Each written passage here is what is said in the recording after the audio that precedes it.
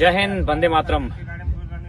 Operation सिंदूर के माध्यम से सेना के जवानों ने आज जवाबी कार्रवाई के माध्यम से हिंदुस्तान के 140 करोड़ लोगों का सीना गर्व से ऊंचा किया है। माननीय देश के प्रधानमंत्री और सेना के इस कृत्य के लिए, इस कार्रवाई के लिए आज देश उनके साथ खड़ा है और साथ ही साथ देश का हर एक दल, हर एक वर्ग, हर एक देशवासी चाहता है कि अब वक्त हो चला है कि आतंक का इस देश से नामो निशान को ही मिटा दिया जाए। सेना का आभार, जिन्होंने हमारी माताओं बहनों के उजड़े हुए सिंदूर का जवाब सिंदूर ऑपरेशन से दिया है।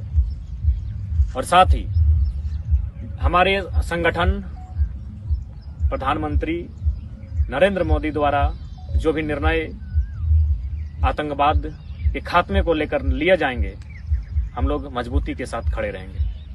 अगर देश को जान की जरूरत पड़ी, हम लोग जान देंगे, और लहू की जरूरत पड़ी तो लहू देंगे। यदि यह युद्ध लंबा चला तो हम लोग इस पूरे राज्य में ब्लड डोनेशन कैंप के माध्यम से खून एकत्रित करके इस युद्ध, यदि हमारे जो जवान घायल होंगे उनके लिए वो खून काम आ सके, ये हम प्रयास करेंगे। यदि यह युद्ध लंबा चला तो हम लोग ये प्रयास करेंगे इस राज्य में। और साथ ही इस विकट घड़ी में एमएलए के साथ साथ इस देश का नागरिक होने के नाते सेना की तमाम कार्रवाई देश के प्रधानमंत्री के निर्णय के साथ हम लोग डट के खड़े हैं। और निश्चित समय आ चला है भारत की भूमि से आतंक और आतंकियों के नामो निशान को मिटाया जाए। हरिओम पवार जी की एक कविता थी कि हमने 70 साल गवा दिए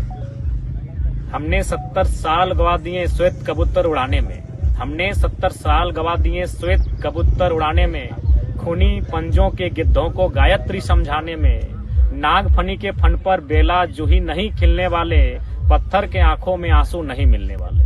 आतंक वही होते हैं जो पत्थर दिल होते हैं, उनके आंखों में आंसू नहीं मिलने वाले।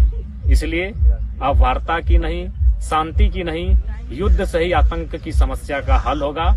और इस कार्रवाई और फिलहाल जो ऑपरेशन सिंदूर के माध्यम से जो सेना की कार्रवाई हुई, इस कार्रवाई पर पूरे देश गौरव महसूस कर रहा है। और देश के माननीय प्रधानमंत्री और सेना की इस कार्रवाई पर देश उनके साथ खड़ा है। जय हिंद।